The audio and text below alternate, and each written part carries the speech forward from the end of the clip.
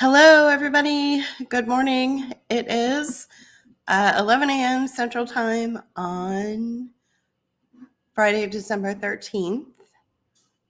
I want to thank you for joining today. I love the holiday background here that JP created last week. Let me know if you guys can see me okay. I got the chat on. So I'm streaming on all the channels today. I feel pretty confident that there's nothing that I'll be saying or doing today that will be controversial and get me taken down off YouTube or get my my live stream taken down off YouTube. So, you know, let's see here. I am going to move the screen a little bit. There we go. So I'm sure everybody's getting ready for the holidays. I know we are. Let me know if you guys can hear me okay as well. You're good on Facebook. Am I? Okay, good. Thanks, JP. JP's in the background letting me know that I'm heard pretty well. So what I'll do is I'm gonna just check over here on Rumble. Make sure it sounds good.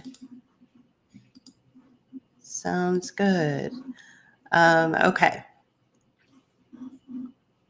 And just going to check on Rockfin really quickly, make sure I'm streaming successfully there. I think I am. So today is going to be a reading on the story of the other wise man. It's Christmas time, so I thought, why not? Let's go into something a little more holiday than some of the typical stuff that I've been reading or that we've been talking about or reading. But before I do that, I do want to mention a couple of things. Things that are, going on in the media that I feel, I want to address. I know that when the assassination of Brian Thompson took place, I went live the following day, and I mentioned a gentleman by the name of Stephen Helmsley. And I think that everybody should look into him. Sorry. And I also want to say that I'm open to the idea that Mr. Thompson, who was under an extraordinary amount of investigation and pressure from the Department of Justice, could have been given an opportunity to escape further investigation by possibly exiting out of the system in a different way. Do I want to say that he faked his own death? Not necessarily. But I know that other people have speculated this, and this isn't just other people who are like, conspiratorial. This is mainstream media has even mentioned this. So I'm not saying anything that you wouldn't hear outside of like the talking points on CNN or MSNBC. Okay. I'm not saying anything outside of that.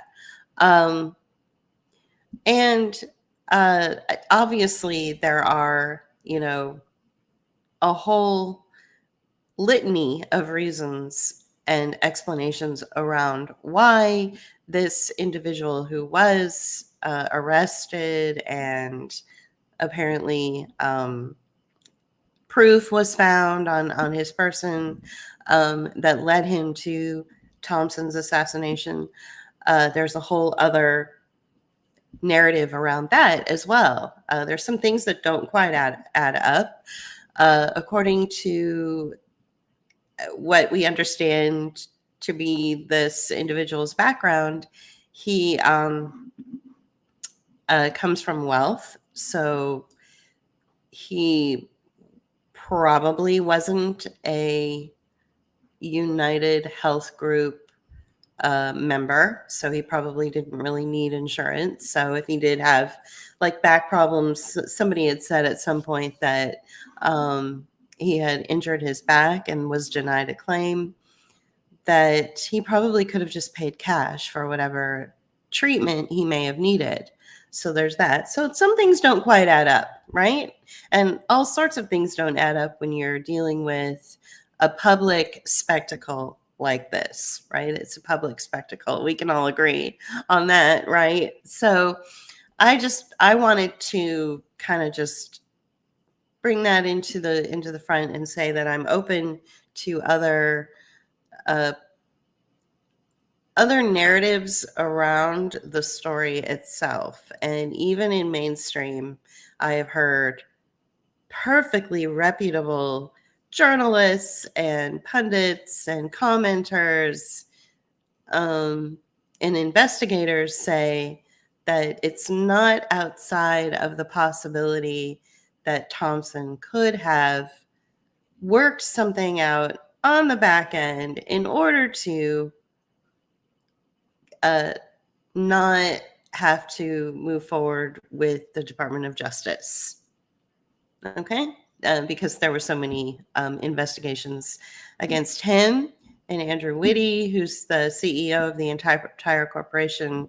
And of course, the one that nobody really knows about, his name is Stephen Helmsley, and he sits on the board and he has personal interest in keeping United Health Group monopolizing the market. Okay, I'll just say that. Now, on a completely unrelated note, nothing whatsoever to do with what I was just talking about, totally unrelated, I would like to remind people that we are leaving one social media platform, and actually we're leaving one social media brand. We're leaving the Meta brand. We're exiting the Meta brand. And so Meta includes Facebook, Instagram, WhatsApp, and various other platforms. And so we're going to be erasing all of our content from those platforms. We're going to be erasing our personal profiles off of those platforms. And we're doing it for a myriad of reasons, of personal reasons. It's time to move forward. It's time to get out of the social media sphere, so to speak. It's time to move beyond that. We don't agree with the terms of service that Meta emailed all of the users back in November.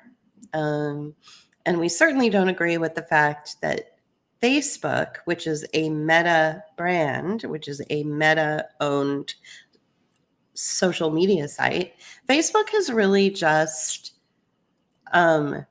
evolved into something else. They've evolved into a platform that is scraping user identity and user content to feed into a language learning program called Llama, and which is artificial intelligence or AI. So we don't agree with that. We believe that, and so all of this will be automatically agreed to on January 1st, which is why as of December 31st, we're removing our footprint off of all of the platforms. So we've said this before, and I like to continue that conversation as we move through the month of December and continue to create content. Oh, I think that our energy could be better served elsewhere. For instance, 3 days a week, JP is teaching me guitar. So I've learned some really fun chords, and I do write poetry. So I think it would be really cool to start making songs and start a little band, maybe. I don't know. I live in a very music-oriented part of the world down here in the Gulf Coast. I'm only an hour or so from New Orleans. there's a really cool club up the street from where I live that's owned by Morgan Freeman, where a lot of really good music passes through. So I think that, you know, I know some other people too that are leaving their comfort zones and moving into areas that will benefit them in a better way. I know a couple of friends of mine live in Georgia, a married couple, and they're moving to Nashville, and he's in a band. And this makes sense to me that they would do that. So, and they're not as much on social media. So, you know, I feel like it's time. I mean, it served its purpose. It you know, it's a good place to go if you're creating content and you're trying to get your content seen, because everybody in the world seems to be on social media. But I think what we're in moving to the Gulf Coast and moving into this community, I think our values have changed a little bit. We're having more fun just being out and about. Like last night, we went to a little tiny coffee shop called Greenhouse Biloxi. Just for about an hour, we showed up and some people were there and they had a little art opening. And, you know, like for instance, I got these earrings last night at this little art opening that we went to. It's those kinds of things. And it was only an hour out of our evening. We came home and I baked I try to bake something for my friends every year. And so this year I'm making a cranberry pecan bread. I made 8 of them and I'm going to mail them out to people, family and friends. So, we finished that up when we got home and we watched a TV show that we've been enjoying lately, and then we went to bed. So, I mean, I think just having a really simple life is important. And I think that having a social media presence and being influenced by the narratives, and whether they're prevailing narratives or not so popular narratives, I think that can complicate a person's emotions. Which leads me into a message I feel very strongly to communicate to anybody who's listening.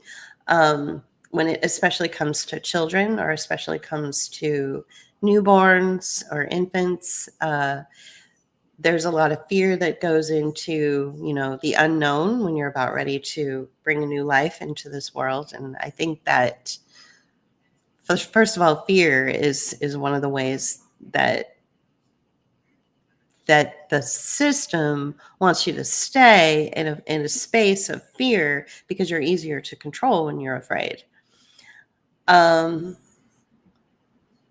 So I think that one of the best ways that you can move beyond the fear space is to simplify your life. Take out a lot of the noise and a lot of the distractions and a lot of the complicated language that almost sounds like it's something from another planet. Remove that from your life and simplify, and clean up a little bit. I was thinking about mentioning a book that's interesting to me. Let's see if I can find it. Yeah. So it's called The Gentle Art of Swedish Death Cleaning: How to Free Yourself and Your Family from a Lifetime of Clutter. And let's see if I can just bring up an image or something. So I think there's something to be said about that. There is a time in these countries where there's no sun for a long time, where they hole up and they read a lot, and they they share books. They eat wholesome hot food. One of the things that you want to do during the season. So can you see that? Okay, so one of the things you want to do during the season is you want to eat. You want to eat with the season. You don't want to eat a lot of cold food when it's cold outside. You want to eat stews and soups and hearty things, and not be afraid to eat that. We should be eating with the seasons more than ever. And then, so I recommend this book. I haven't read it yet, but I've read about it. And I do recommend that you follow this practice. Simplify. Really simplify your life. I think, and don't do it because, you think that life is going to get really complicated as we move into a more technological society, which will complicate things. Don't do it out of fear. Don't simplify your life because you're afraid. Don't declutter because you're afraid. Do it to open up those spaces, open up those energy spaces so that you can receive, gifts, so that you can receive love, so that you can receive a creative energy. You can receive advice. If you're cluttered, it's hard to interpret a lot of these things. So I would definitely recommend following that practice. And like I said, in some parts of the world, this is the season where people stay under the covers for longer periods of time. They read with like headlamps on because it's dark a lot. It gets dark really fast and it stays dark for a lot longer than it normally would. They don't eat a lot, but what they do eat is comforting and savory as opposed to sweet. It's hard to do because during the holidays, especially in America, especially in the United States, there's a lot of sweets. There's hot chocolate bombs. Believe me, I have them. I have them in my cupboard. Believe me, I'm giving chocolate away to some friends as well. So, it's natural that you're going to eat more chocolate and have more sweets during this time. That's the tradition, right? But, you can, during the times when you're not doing that, you can simplify and keep your food intake to the savory, heartier food groups. Not a lot of sugar, not a lot of grains, and even like watching out for the certain kind of vegetables. Every vegetable that we look at, I research the oxalate content. Oxalates. If you haven't heard about oxalates, read up on oxalates. Once I realized that much of my gastro issues were as a result of the vegetables I was eating, and I moved more towards protein, more towards meat, I felt so much better. So who knew that you're told your whole life, eat your vegetables. Who knew that the vegetables were causing me so much stomach upset? So there is that. So look it up, oxalates. And then last but not least, JP is, although he does work, he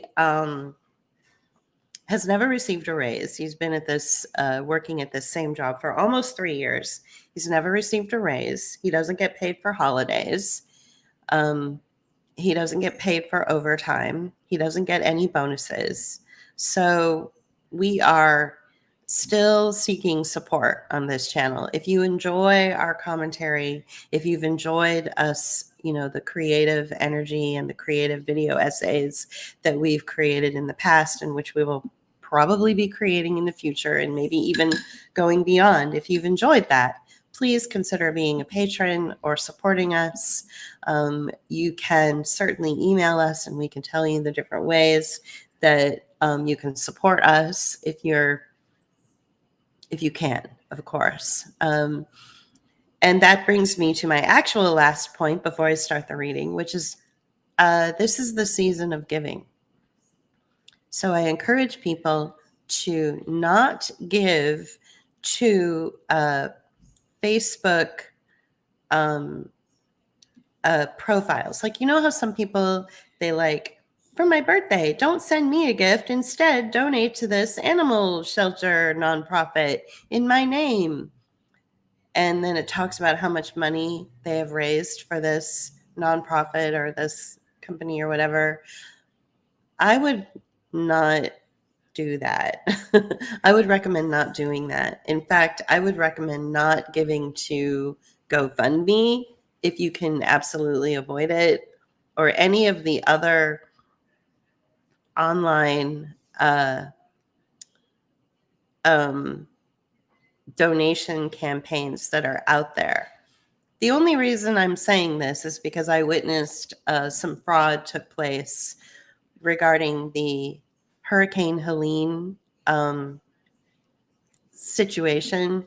There were some fraudsters that took advantage of people's generosity through these online campaigns. So what JP and I have done over the years, over the last few years, is we have donated face-to-face. So we have friends in Pittsburgh that are running their own creative space. So we donated directly to them. Like, we wrote them a check and gave them direct money to their creative space.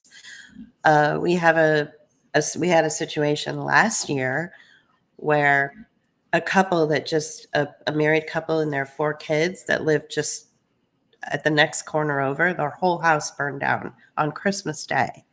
So through the help of a local person, another neighbor, we were able to walk over to them and where they were staying temporarily at the time and hand them some money. So that's what we do. I mean, I'm not saying that's for everyone, but I can guarantee you that if you are in, if you're in that space,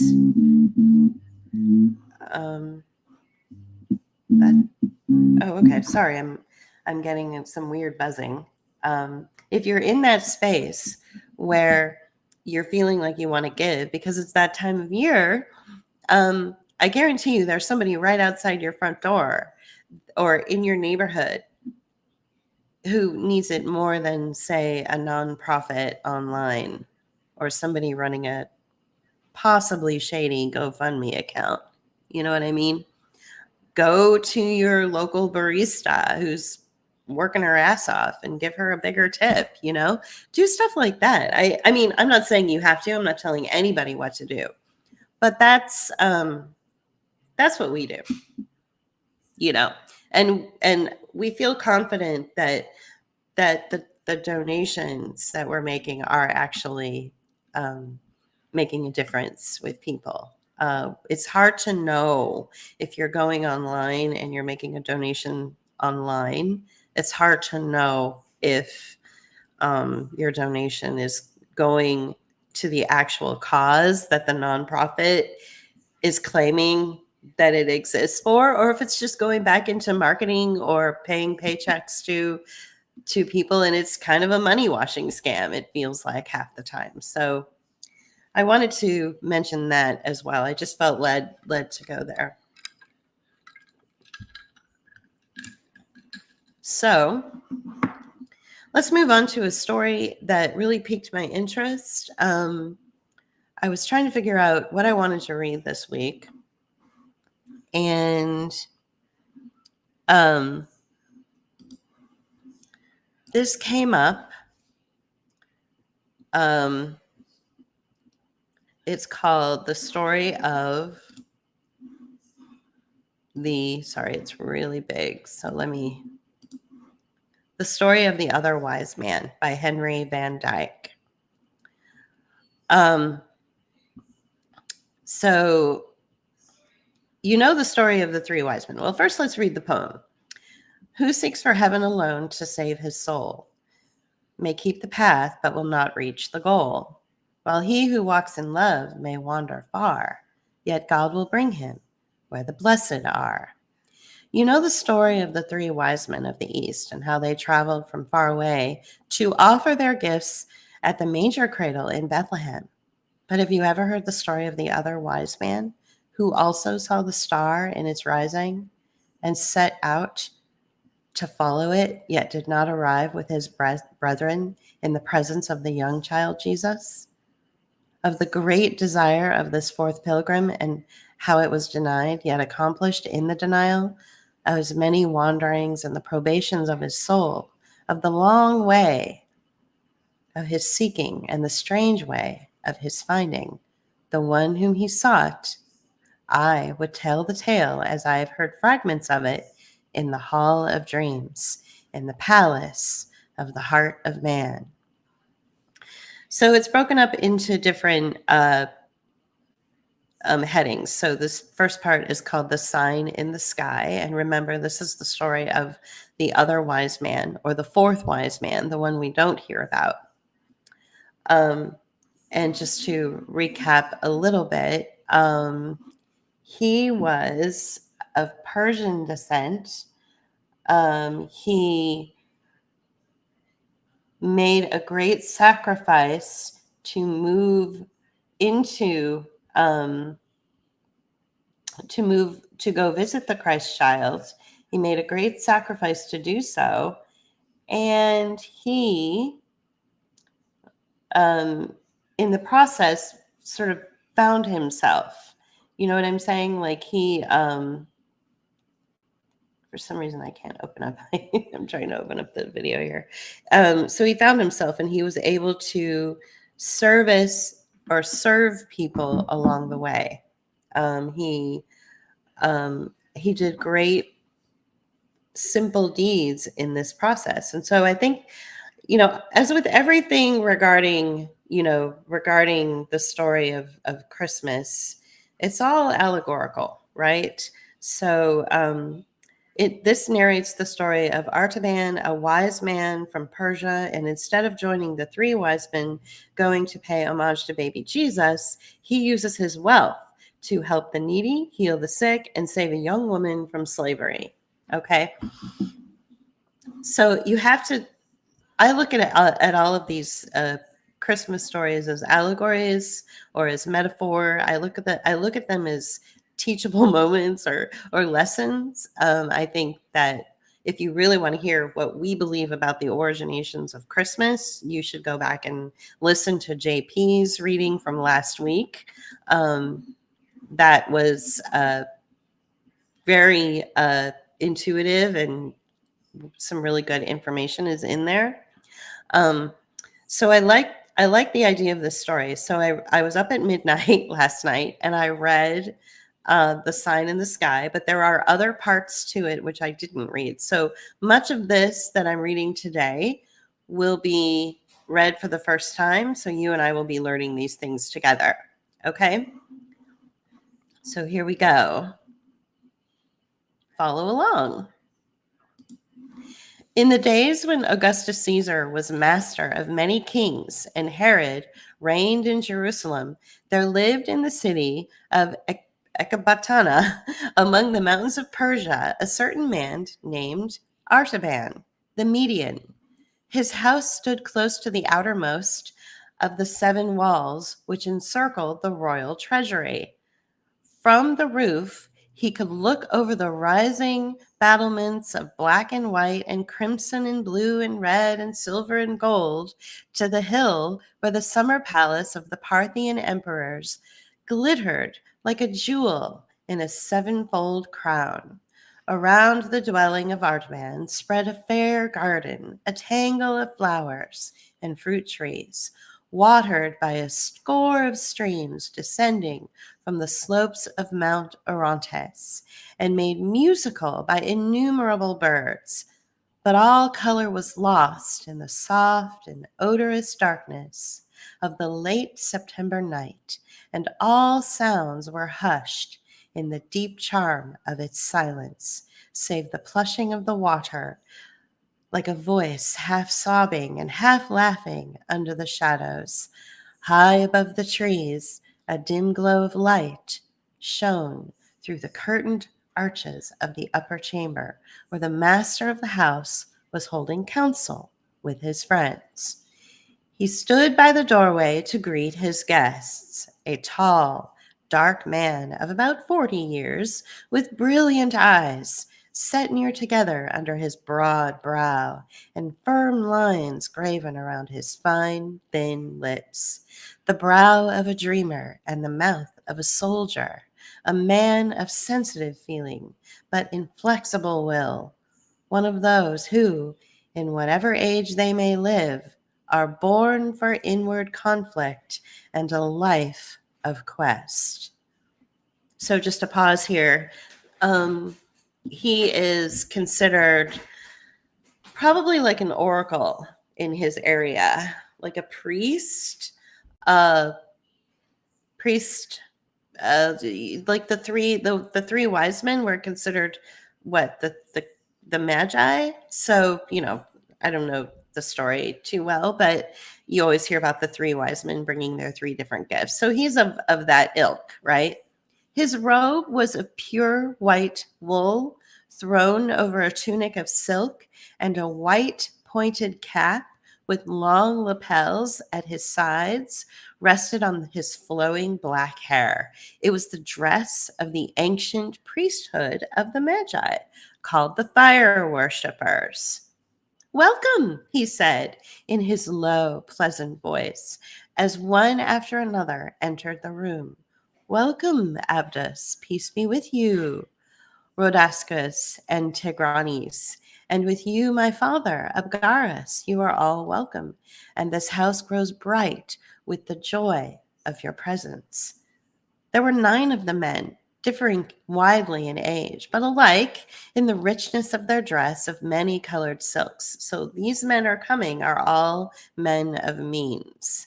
They are all priests, they are all oracles, and they are well respected in their communities and compensated for the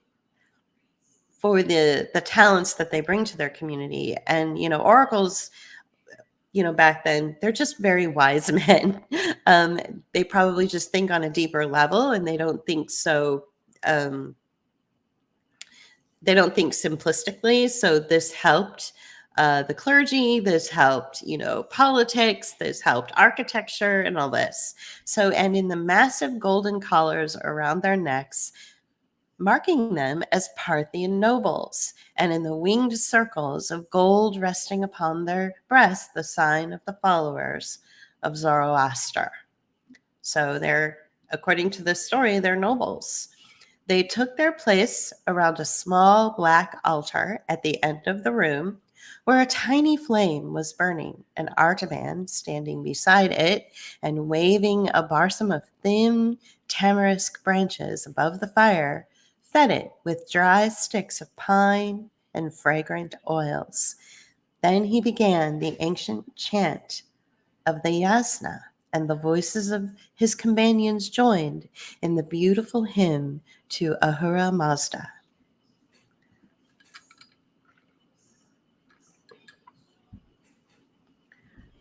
We worship the divine. We worship the spirit divine, all wisdom and goodness possessing, surrounded by holy immortals, the givers of bounty and blessing. We joy in the works of his hands, his truth and his power confessing. We praise all the things that are pure, for these are his only creation.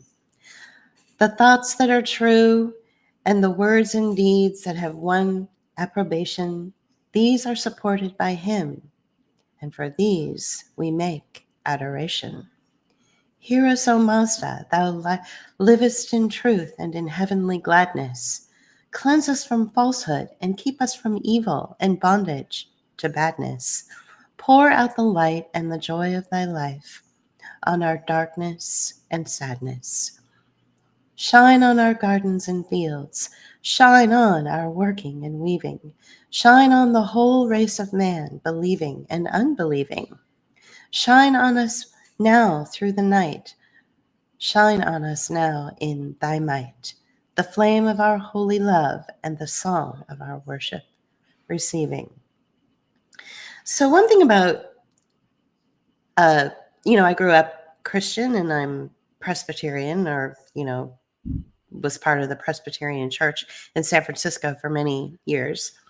One of the things about prayer is how positive it is. If you notice that this prayer is about praise, and to praise Him, the Creator, through every little deed, no matter how insignificant it might seem, and to find joy in being released from bondage and from evil and badness. Um, and because these men are oracles and because they're wise, they will have quick discernment. So they'll know not to be um, tempted through things that might say, uh, this is a good thing and this is where the joy is. They might be a little bit more cautious about moving into those spaces, right? So let's move on. The fire rose with the chant, throbbing as if it were made of musical flame, until it cast a bright illumination through the whole apartment, revealing its simplicity and splendor. The floor was laid with the tiles of dark blue, veined with white pilasters of twisted silver stood out against the blue walls. The clear story of round arched windows above them was hung with azure silk. The vaulted ceiling was a pavement of sapphires, like the body of heaven in its clearness, sewn with silver stars. From the four corners of the roof hung four golden magic wheels, called the tongues of the gods.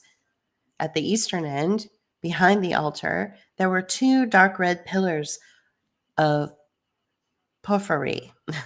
Porphyry.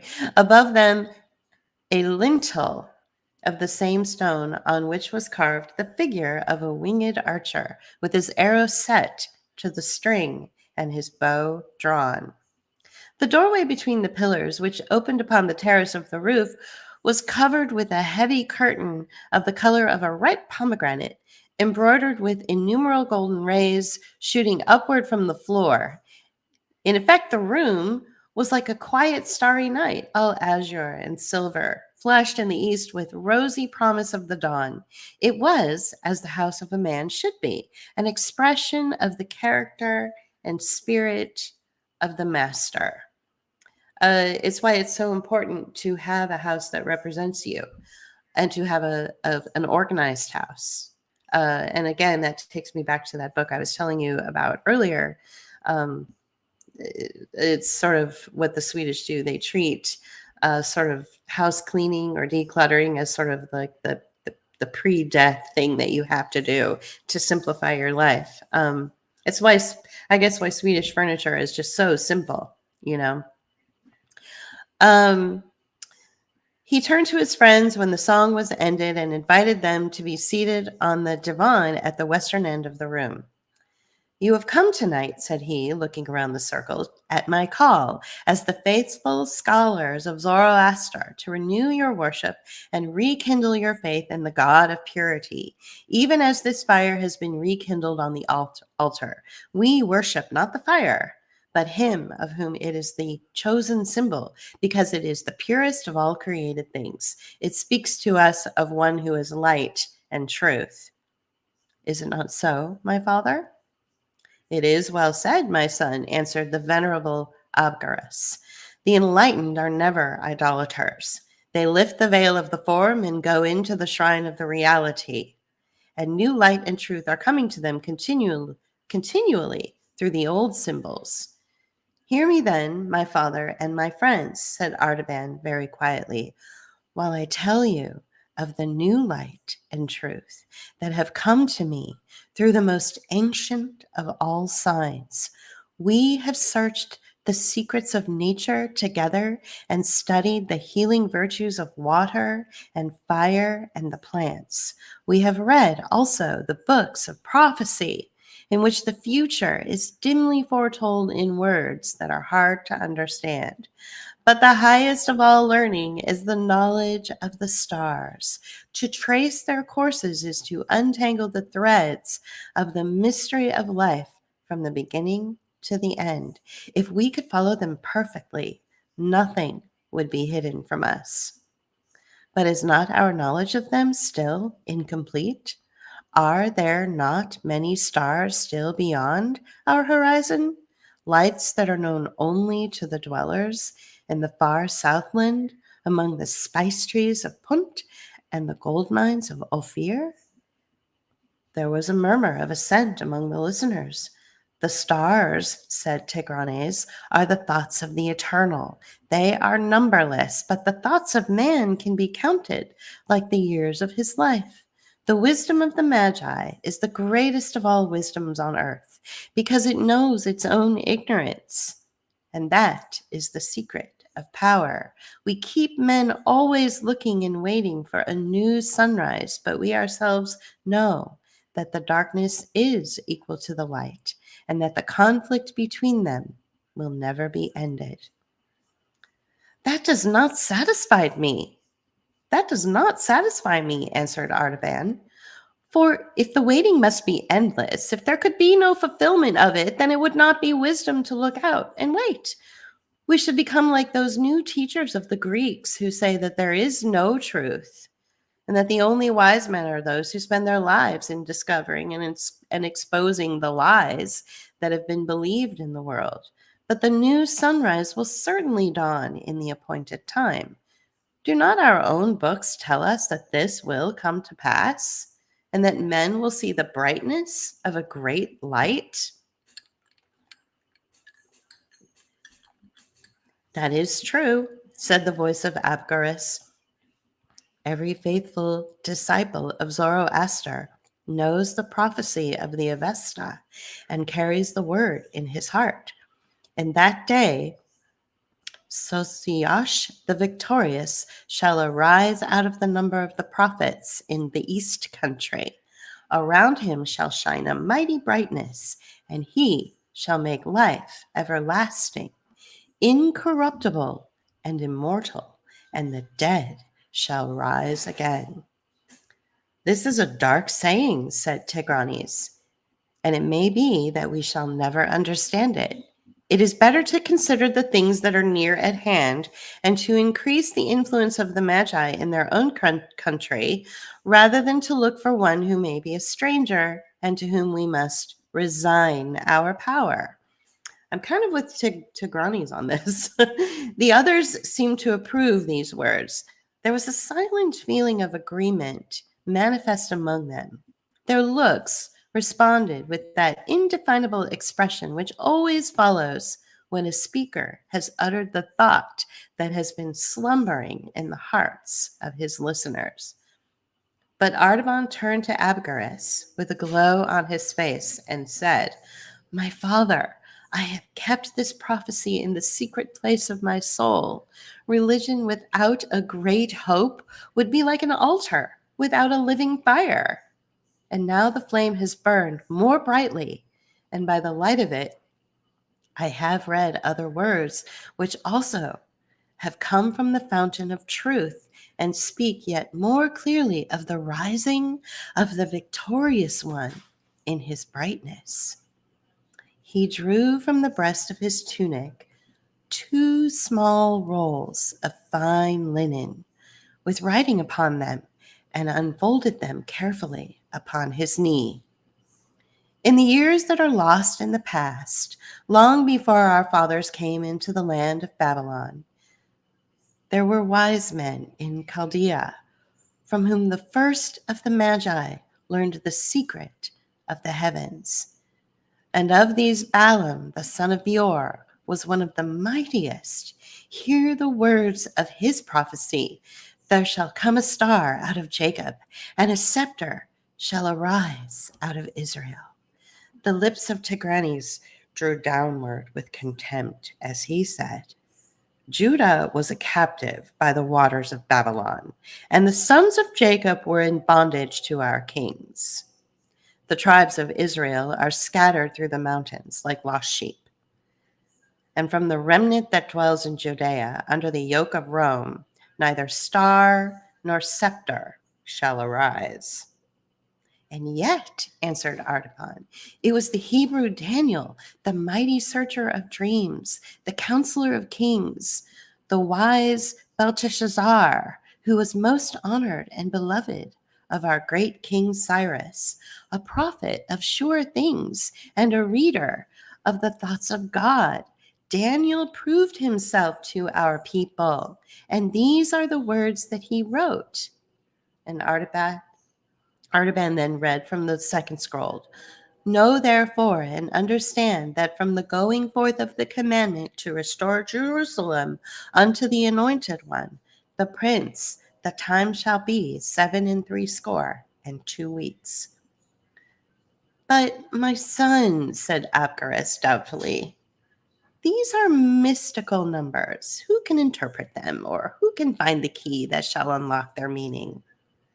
Artaban answered, It has been shown to me and to my 3 companions among the Magi, Caspar, Melchior, and Balthazar. We have searched the ancient tablets of Chaldea and computed the time. It falls in this year. We have studied the sky.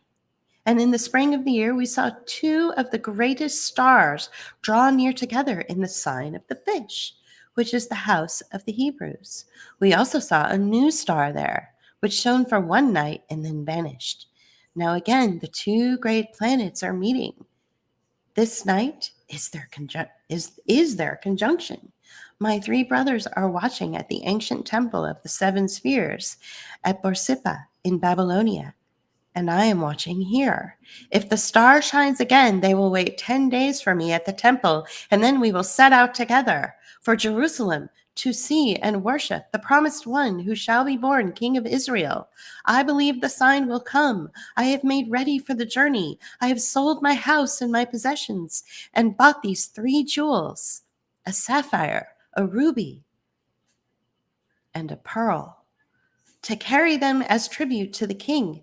And I ask you to go with me on the pilgrimage, that we may have joy together in finding the prince who is worthy to be served.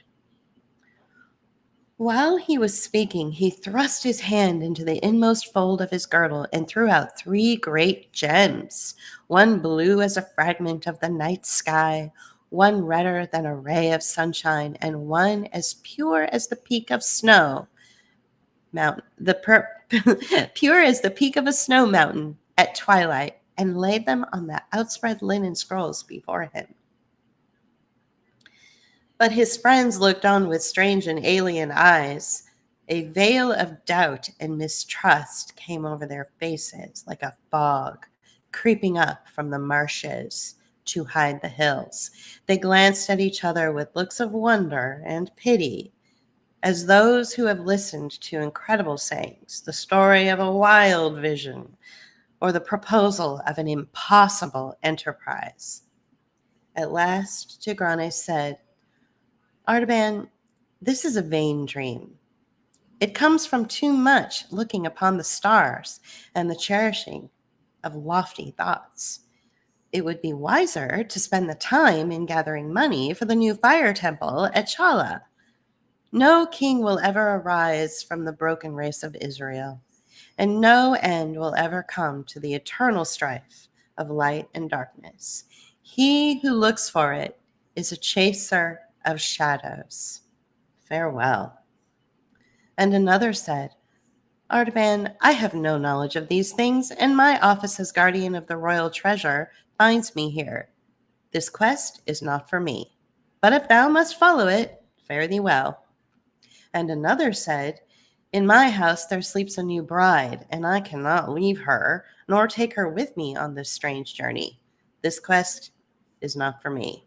But may thy steps be prospered wherever thou goest. So, farewell. And another said, I am ill and unfit for hardship, but there is a man among my servants whom I will send with thee when thou goest, to bring me word how thou farest.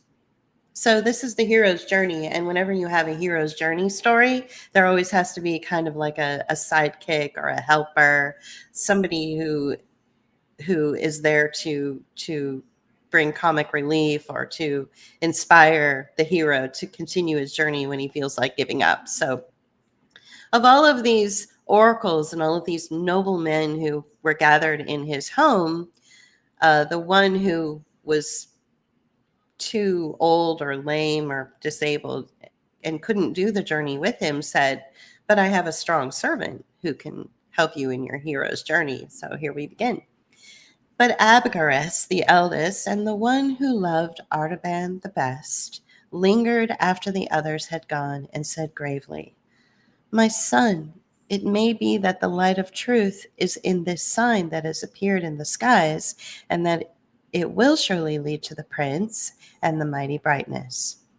Or it may be that it is only a shadow of the light, as Tigranes has said, and then he who follows it will have only a long pilgrimage and an empty search. But it is better to follow even the shadow of the best than to remain content with the worst. And those who would see wonderful things must often be ready to travel alone. I am too old for this journey, but my heart shall be a companion of this pilgrimage day and night, and I shall know the end of thy quest. Go in peace."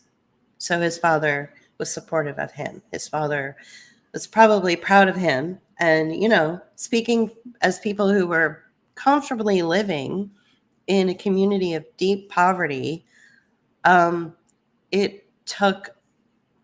it was really scary to venture out into a new place and trust that our investments we would see a return on our investment. It was very scary to do that. And we're still living in that very tenuous place, but we had to do it because we know that we wanted something better out of life. And part of this whole process of leaving, McKees Rocks, PA, and moving to the Gulf Coast down here in Biloxi, part of that whole process is the journey itself. And so we're going to learn about Artaban's journey. So one by one, they went out of the azure chamber with its silver stars, and Artaban was left in solitude. He gathered up the jewels and replaced them in his girdle. For a long time he stood and watched the flame that flickered and sank upon the altar. Then he crossed the hall, lifted the heavy curtain, and passed out between the dull red pillars of porphyry to the terrace on the roof. The shiver that thrills through the earth ere she rouses from her night's sleep had already begun, and the cool wind that heralds the daybreak was drawing downward from the lofty, snow-traced ravines of Mount Orontes. Birds, half awakened, crept and chirped among the rustling leaves, and the smell of ripened grapes came in brief wafts from the arbors. For over the eastern plain a white mist stretched like a lake. But where the distant peak of Zagros serrated the western horizon, the sky was clear. Jupiter and Saturn rolled together like drops of lambent flame about to blend in one. As Artaban watched them, behold, an azure spark was born out of the darkness beneath, rounding itself with purple splendors to a crimson sphere, and sprang upward through rays of saffron and orange into a point of white radiance, tiny and infinitely remote, yet perfect in every part. It pulsated in the enormous vault as if the three jewels in the Magian's breast had mingled and been transformed into a living heart of light. He bowed his head. He covered his brow with his hands. "It is the sign," he said. "The king is coming, and I will go to meet him."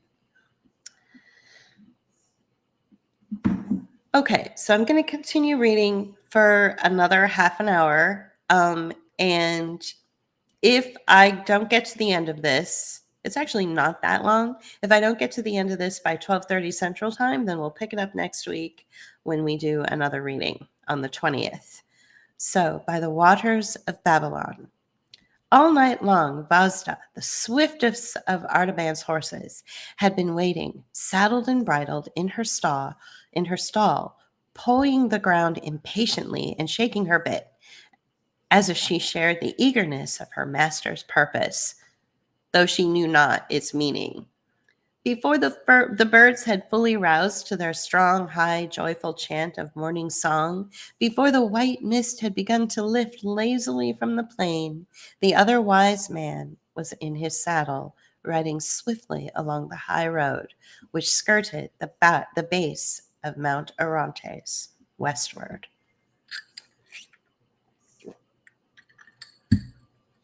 How close, how intimate is the comradeship between a man and his favorite horse on a long journey. It is a silent, comprehensive friendship, an intercourse beyond the need of words. They drink it the same way, through side springs, and sleep under the same guardian stars. They are conscious together of the subduing spell of nightfall and the quickening joy of daybreak. The master shares his evening meal with his hungry companion and feels the soft, moist lips caressing the palm of his hand as they close over the morsel of bread.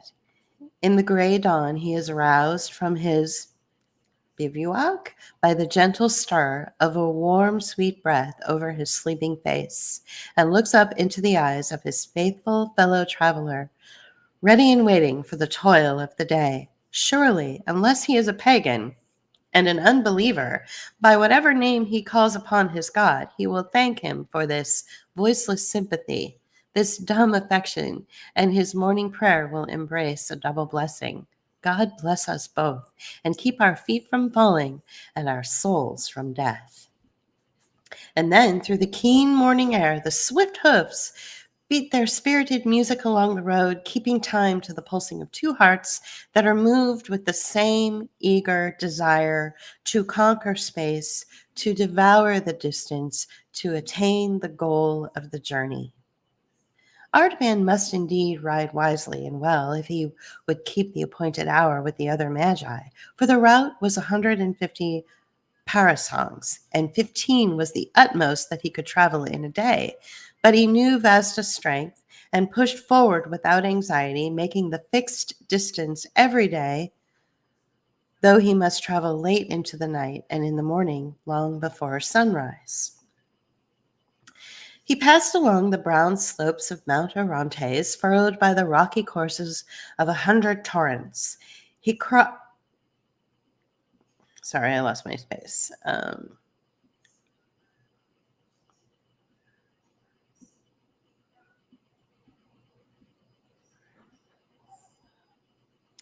He crossed the level plains of the Nisaeans, where the famous herds of horses feeding in the wide pastures tossed their heads at Vasda's approach and galloped away with a thunder of many hoofs, and flocks of wild birds rose suddenly from the swampy meadows, wheeling in great circles with a shining flutter of innumerable wings and shrill cries of surprise. He traversed the fertile fields of Concabar, where the dust from the threshing floors filled the air with a golden mist, half hiding the huge temple of Astarte with its 400 pillars.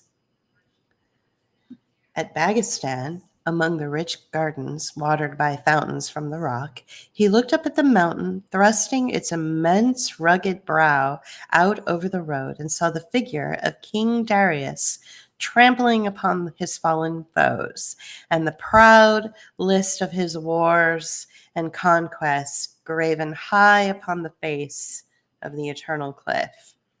Over many a cold and desolate pass, crawling painfully across the windswept shoulders of the hills, down many a black mountain gorge where the river roared and raced before him like a savage guide, across many a smiling vale with terraces of yellow limestone full of vines and fruit trees, through the oak groves of Kareen and the dark gates of Zagros, walled in by precipices, into the ancient city of Chala, where the people of Samaria had been kept in captivity long ago, and out again by the mighty portal riven through the encircling hills, where he saw the image of the high priest of the Magi sculptured on the wall of rock, with hand uplifted as if to bless the centuries of pilgrims pass the entrance of the narrow defile, filled from end to end with orchards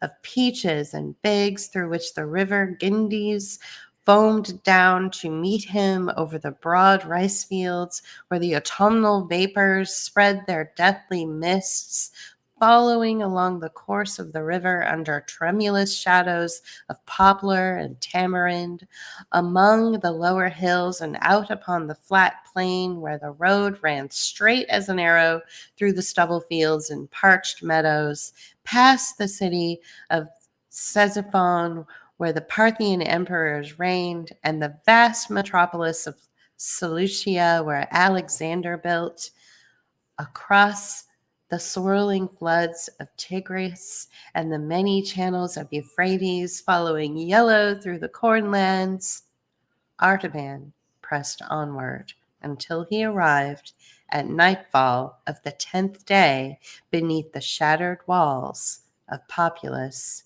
Babylon. Vazda was almost spent, and he would gladly have turned into the city to find rest and refreshment for himself and for her. But he knew that it was 3 hours' journey yet to the Temple of the Seven Spheres, and he must reach the place by midnight if he would find his comrades waiting. So he did not halt, but rode steadily across the stubble fields. A grove of date palms made an island of gloom in the pale yellow sea. As she passed into the shadow, Vazda slackened her pace and began to pick her way more carefully. Near the farther end of the darkness, an access of caution seemed to fall upon her. She scented some danger or difficulty. It was not in her heart to fly from it, only to be prepared for it and to meet it wisely, as a good horse should do. The grove was close and silent as the tomb. Not a leaf rustled, not a bird sang. She felt her steps before her delicately carrying her head low and sighing now and then with apprehension. At last she gave a quick breath of anxiety and dismay and stood stock still, quivering in every muscle, before a dark object in the shadow of the last palm tree. Artaban dismounted. The dim starlight revealed the form of a man lying across the road. His humble dress and the outline of his haggard face showed that he was probably one of the poor Hebrew exiles who still dwelt in great numbers in the vicinity. His pallid skin, dry and yellow as parchment, bore the mark of the deadly fever which ravaged the marshlands in autumn. The chill of death was in his lean hand, and as Artaban released it, the arm fell back inertly upon the motionless breast. He turned away with a thought of pity, consigning the body to that strange burial which the Magians deem most fitting, the funeral of the desert, from which the kites and vultures rise on dark wings, and the beasts of prey slink furtively away, leaving only a heap of white bones in the sand. But as he turned, a long, faint, ghostly sigh came from the man's lips. The brown, bony fingers closed convulsively on the hem of the Magian's robe and held him fast. Artaban's heart leapt to his throat, not with fear, but with a dumb resentment at the importunity of this blind delay. How could he stay here in the darkness to minister to a dying stranger? What claim had this unknown fragment of human life upon his compassion or his service? If he lingered but for an hour, he could hardly reach Borsippa at the appointed time. His companions would think he had given up the journey. They would go without him. He would lose his quest. But if he went on now, the man would surely die. If he stayed, life might be restored. His spirit throbbed and fluttered with the urgency of this crisis. Should he risk the great reward of his divine faith for the sake of a single deed of human love? Should he turn aside, if only for a moment, from the following of the star to give a cold cup of water to a poor, perishing Hebrew? God of truth and purity, he prayed, direct me in the holy path, the way of wisdom which thou only knowest. Then he turned back to the sick man. Loosening the grasp of his hand, he carried him to a little mound at the foot of the palm tree. He unbound the thick folds of the turban and opened the garment above the sunken breast. He brought water from one of the small canals nearby and moistened the sufferer's brow and mouth. He mingled a draught of one of those simple but potent remedies which he carried always in his girdle, for the Magians were physicians as well as astrologers, and poured it slowly between the colorless lips.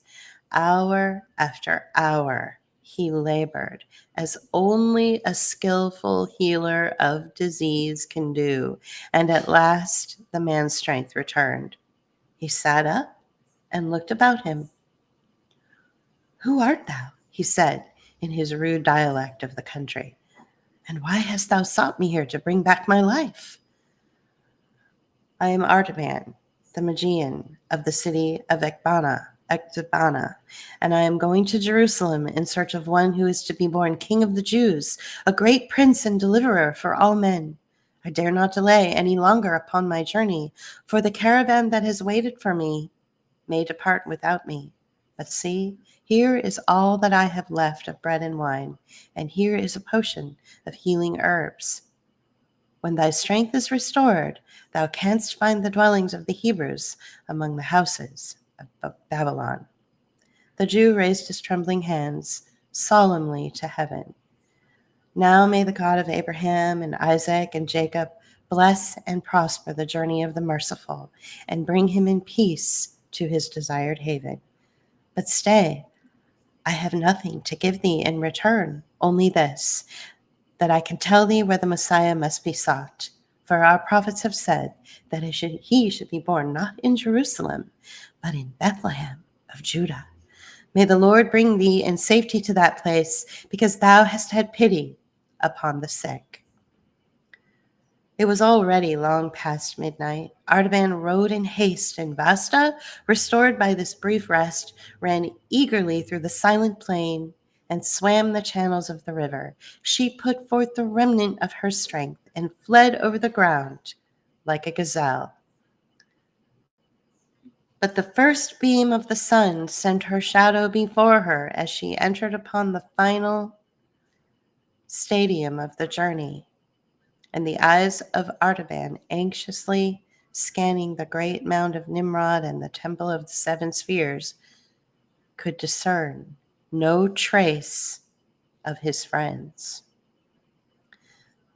The many-colored terraces of black and orange and red and yellow and green and blue and white, shattered by the convulsions of nature and crumbling under the repeated blows of human violence, still glittered like a ruined rainbow in the morning light.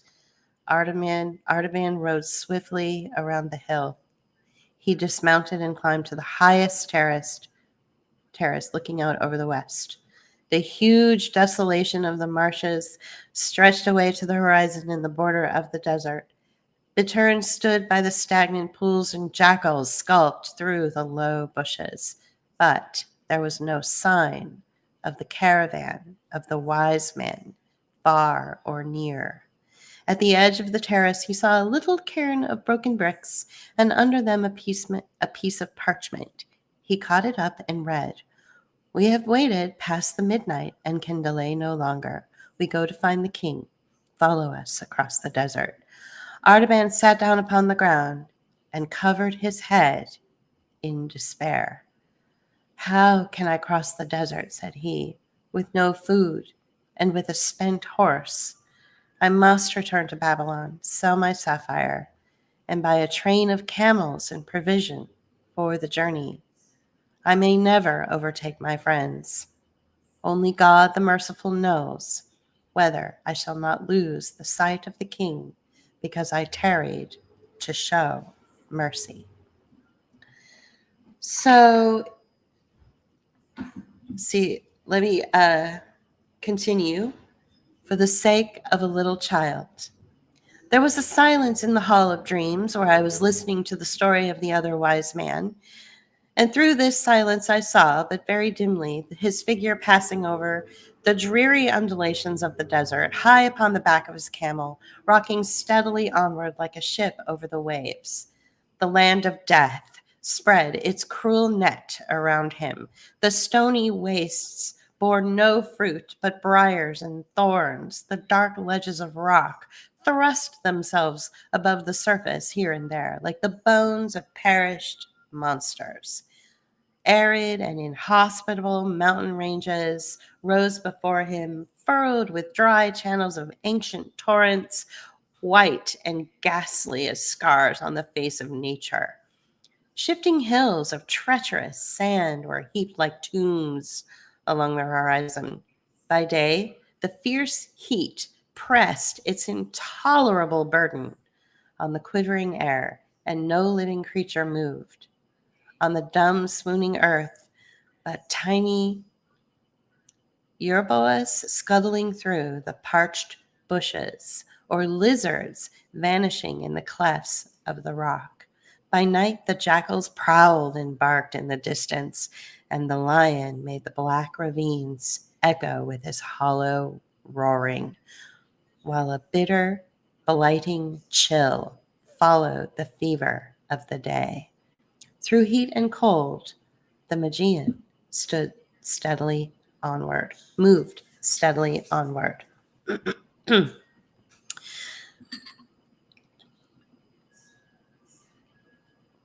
Then I saw the gardens and orchards of Damascus, watered by the streams of Abana and Pharpar, with their sloping swards inlaid with bloom and their thickets of myrrh and roses. I saw also the long snowy ridge of Hermon and the dark groves of cedars and the valley of the Jordan and the blue waters of the lake of Galilee and the fertile plain of Azraelion and the hills of Ephraim and the highlands of Judah. Through all these I followed the figure of Artaban, moving steadily onward until he arrived at Bethlehem. And it was the third day after the three wise men had come to that place and had found Mary and Joseph with the young child Jesus and laid their gifts of gold and frankincense and myrrh at his feet. Then the other wise man drew near, weary but full of hope, bearing his ruby and his pearl to offer to the king. For now at last, he said, I shall surely find him, though it be alone and later than my brethren. This is the place of which the Hebrew exile told me that the prophets had spoken, and here I shall behold the rising of the great light. But I must inquire about the visit of my brethren, and to what house the star directed them, and to whom they presented their tribute. The streets of the village seemed to be deserted, and Artaban wondered whether the men had all gone up to the hill pastures to bring down their sheep. From the open door of a low stone cottage, he heard the sound of a woman's voice singing softly. He entered and found a young mother hushing her baby to rest. She told him of the strangers from the far east who had appeared in the village 3 days ago, and how they said that a star had guided them to the place where Joseph of Nazareth was lodging with his wife and her newborn child, and how they had paid reverence to the child and given him many rich gifts. But the travelers disappeared again, she continued, as suddenly as they had come. We are afraid of the strangeness of their visit. We could not understand it. The man of Nazareth took the babe and his mother and fled away that same night secretly. And it was whispered that they were going far away to Egypt. Ever since, there has been a spell upon the village. Something evil hangs over it. They say that the Roman soldiers are coming from Jerusalem to force a new tax from us, and the men have driven the flocks and herds far back among the hills and hidden themselves to escape it. Artaban listened to her gentle, timid speech, and the child in her arms looked up in his face and smiled, stretching out its rosy hands to grasp at the winged circle of gold on his breast. His heart warmed to the touch. It seemed like a greeting of love and trust to one who had journeyed long in loneliness and perplexity, fighting with his own doubts and fears, and following a light that was veiled in clouds. Might not this child have been the promised prince? He asked within himself as he touched its soft cheek. Kings have been born ere now in lowlier houses than this, and the favorite of the stars may rise even from a cottage. But it has not seemed good to the God of wisdom to reward my search so soon and so easily. The one whom I seek has gone before me, and now I must follow the king to Egypt. The young mother laid the babe in its cradle and rose to minister to the wants of the strange guest that fate had brought into her house. She set food before him, the plain fare of peasants, but willingly offered, and therefore full of refreshment for the soul, as well as for the body. Artaban accepted it gratefully, and as he ate, the child fell into a happy slumber and murmured sweetly in its dreams, like a great peace, and a great peace filled the quiet room. But suddenly there came the noise of wild confusion and uproar in the streets of the village, a shrieking and wailing of women's voices, a clangor of brazen trumpets, and a clashing of swords, and a desperate cry, the soldiers of Herod, they're killing our children. The young mother's face grew white with terror. She clasped her child to her bosom and crouched motionless in the darkest corner of the room, covering him with the folds of her robe, lest he should wake and cry. But Artaban went quickly and stood in the doorway of the house. His broad shoulders filled the portal from side to side, and the peak of his white cap all but touched the lintel. The soldiers came hurrying down the street with bloody hands and dripping swords.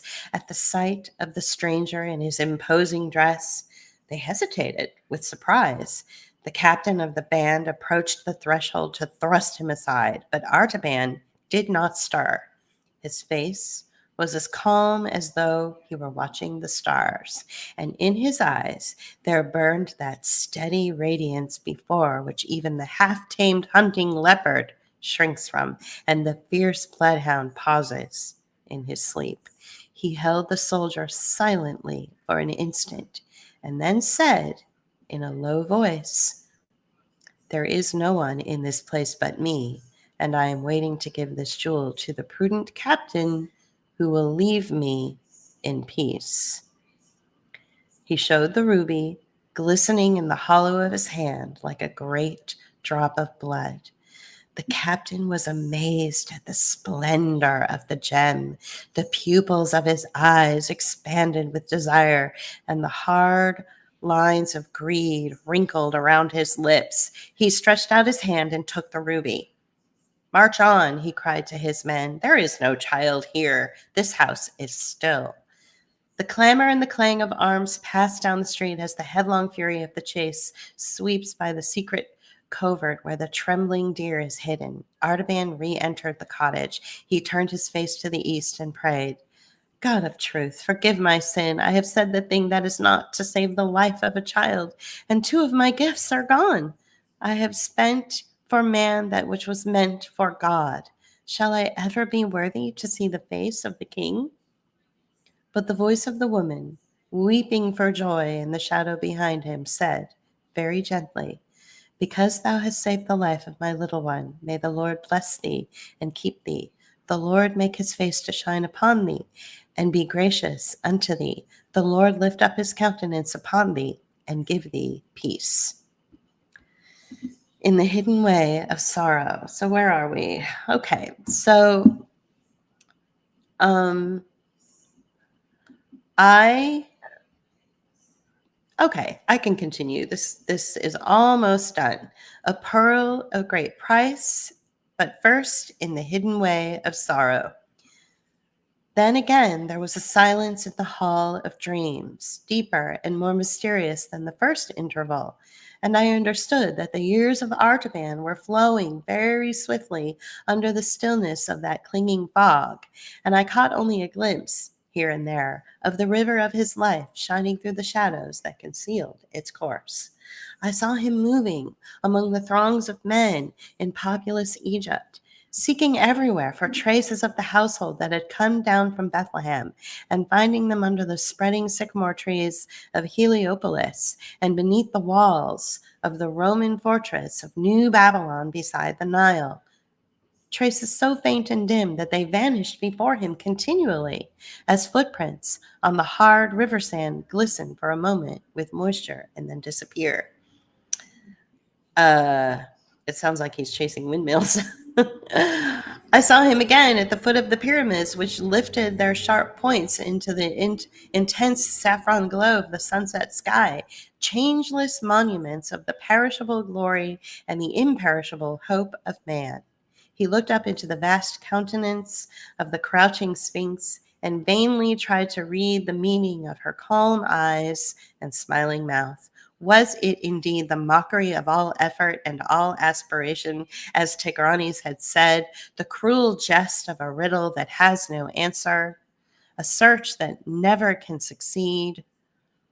Or was there a touch of pity and encouragement in the inscrutable smile, a promise that even the defeated should attain a victory, and the disappointed should discover a prize, and the ignorant should be made wise, and the blind should see, and the wandering should come into the haven at last? I saw him again in an obscure house of Alexandria, taking counsel with a Hebrew rabbi. The venerable man, bending over the rolls of parchment on which the prophecies of Israel were written, read aloud the pathetic words which foretold the sufferings of the promised Messiah, the despised and rejected of men, the man of sorrows and the acquaintance of grief. And remember, my son, said he, fixing his deep-set eyes upon the face of Artaban, the king whom you are seeking is not to be found in a palace, nor among the rich and powerful. If the light of the world and the glory of Israel had been appointed to come with the greatness of earthly splendor, it must have appeared long ago, for no son of Abraham will ever again rival the power which Joseph had in the palaces of Egypt, or the magnificence of Solomon, throned between the lions in Jerusalem. But the light for which the world is waiting is a new light, the glory that shall rise out of patient and triumphant suffering. And the kingdom which is to be established forever is a new kingdom, the royalty of perfect and unconquerable love. I do not know how this shall come to pass, nor how the turbulent kings and peoples of earth shall be brought to acknowledge the Messiah and pay homage to him. But this I know: those who seek him will do well to look among the poor and the lowly, the sorrowful and the oppressed. So I saw the other wise man again and again, traveling from place to place and searching among the people of the dispersion with whom the little family from Bethlehem might perhaps have found a refuge. He passed through countries where famine lay heavy upon the land, and the poor were crying for bread. He made his dwelling in plague-stricken cities, where the sick were languishing in the bitter companionship of helpless misery. He visited the oppressed and the afflicted in the gloom of subterranean prisons and the crowded wretchedness of slave markets and the weary toil of galley ships. And all this populous and intricate world of anguish, though he found none to worship, he found many to help. He fed the hungry, he clothed the naked, and healed the sick, and comforted the captive, and his years went by more swiftly than the weaver's shuttle that flashes back and forth through the loom while the web grows and the invisible pattern is completed. It seemed almost as if he had forgotten his quest. But once I saw him for a moment as he stood alone at sunrise, waiting at the gate of a Roman prison. He had taken from his secret resting place in his bosom the pearl, the last of his jewels. As he looked at it, a mellower luster, a soft and iridescent light, full of shifting gleams of azure and rose, trembled upon its surface. It seemed to have absorbed some reflection of the colors of the lost sapphire and ruby. So the profound secret purpose of a noble life draws into itself the memories of past joy and past sorrow.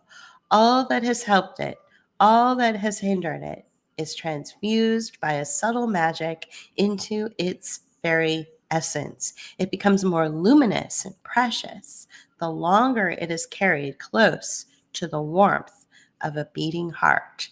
Then, at last, while I was thinking of this pearl and of its meaning, I heard the end of the story of the other wise man, a pearl of great price.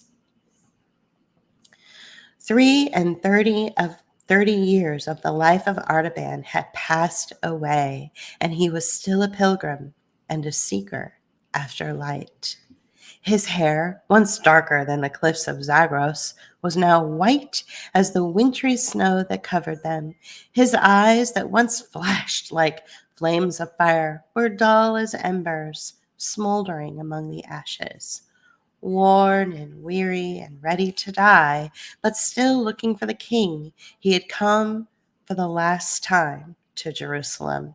He had often visited the holy city before and had searched through all its lanes and crowded hovels and black prisons without finding any trace of the family of Nazarenes who had fled from Bethlehem long ago. But now it seemed as if he must make one more great effort, and something whispered in his heart that at last he might succeed. It was the season of the Passover. The city was thronged with strangers. The children of Israel, scattered in far lands all over the world, had returned to the temple for the great feast, and there had been a confusion of tongues in the narrow streets for many days. But on this day, there was a singular agitation visible in the multitude. The sky was veiled with a portentous gloom, and currents of excitement seemed to flash through the crowd like the thrill which shakes the forest on the eve of a storm.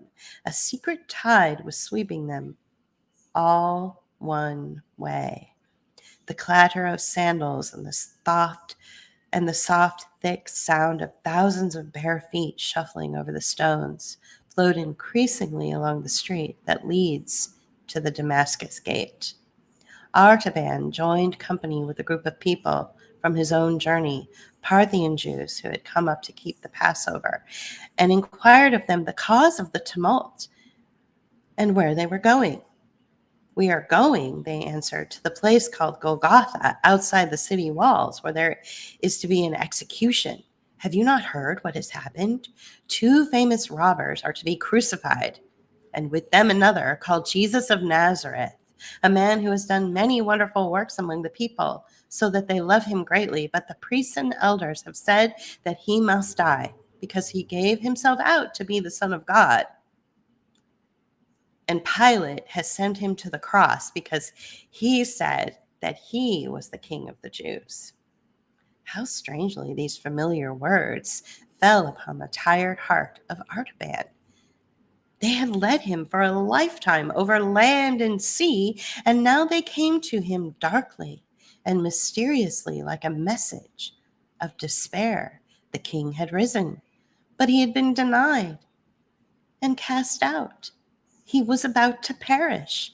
Perhaps he was already dying. Could it be the same who had been born in Bethlehem just 33 years ago, at whose birth the star had appeared in heaven, and of whose coming the prophets had spoken? Artaban's heart beat unsteadily with this troubled, doubtful apprehension, which is the excitement of old age.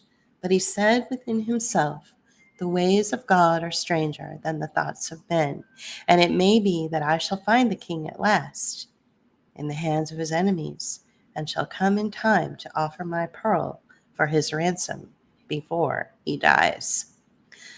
So the old man followed the multitude with slow and painful steps towards the Damascus gate of the city. Just beyond the entrance of the guardhouse, a troop of Macedonian soldiers came down the street, dragging a young girl with a torn dress and disheveled hair. As the Magian paused to look at her with compassion, she broke suddenly from the hands of the tormentors and threw herself at his feet, clasping him around the knees. She had seen his white cap and the winged circle on his breast. "Have pity on me," she cried, "and save me, for the sake of the God of purity. I also am a daughter of the true religion, which is taught by the Magi. My father was a merchant of Parthia, but he is dead, and I am seized for his debts to be sold as a slave. Save me from worse than death." Artaban trembled. It was the old conflict in his soul which had come to him in the palm grove of Babylon and in the cottage at Bethlehem, the conflict between the expectation of faith and the impulse of love. Twice the gift which he had consecrated to the worship of religion had been drawn from his hand to the service of humanity. This was the third trial, the ultimate probation, the final and irrevocable choice. Was it his great opportunity or his last temptation? He could not tell. One thing only was clear in the darkness of his mind: it was inevitable. And does not the inevitable come from God? One thing only was sure to his divided heart: to rescue this helpless girl would be a true deed of love. And is not love the light of the soul? He took the pearl from his bosom. Never had it seemed so luminous and so radiant and so full of tender, living luster. He laid it in the hand of the slave. "This is thy ransom, daughter. It is the last of my treasures which I kept for the king." While he spoke, the darkness of the sky thickened, and shuddering tremors ran through the earth, heaving convulsively like the breast of one who struggles with mighty grief. The walls of the houses rocked to and fro. Stones were loosened and crashed into the street. Dust clouds filled the air. The soldiers fled in terror, reeling like drunken men. But Artaban and the girl whom he had ransomed crouched helpless beneath the wall of the praetorium. What had he to fear? What had he to live for? He had given away the last remnant of his tribute for the king. He had parted with the last hope of finding him. The quest was over, and it had failed. But even in that thought, accepted and embraced, there was peace. It was not resignation. It was not submission. It was something more profound and searching. He knew that all was well because he had done the best that he could from day to day. He had been true to the light that had been given to him. He had looked for more, and if he had not found it, if a failure was all that came out of his life, doubtless that was the best that was possible. He had not seen the revelation of life everlasting, incorruptible, and immortal, but he knew that even if he could live his earthly life over again, it could not be otherwise than it had been. One more lingering pulsation of the earthquake quivered through the ground. A heavy tile, shaken from the roof, fell and struck the old man on the temple. He lay breathless and pale, with his gray head resting on the young girl's shoulder and the blood trickling from the wound. As she bent over him, fearing that he was dead, there came a voice through the twilight, very small and still, like music sounding from a distance, in which the notes are clear but the words are lost. The girl turned to see if someone had spoken from the window above them, but she saw no one. Then the old man's lips began to move as if in answer, and she heard him say in his Parthian tongue, "Not so, my lord, for when saw I thee, and hungered and fed thee, or thirsty and gave thee drink? When saw I thee a stranger, and took thee in, or naked, and clothed thee? When saw I thee sick or in prison, and came unto thee? 33 years have I looked for thee, but I have never seen thy face, nor ministered to thee, my king. He ceased, and the sweet voice came again, and again the maid heard it, very faintly and far away, but now it seemed as though she understood the words. Verily I say unto thee, inasmuch as thou hast done it unto one of the least of these, my brethren, thou hast done it unto me.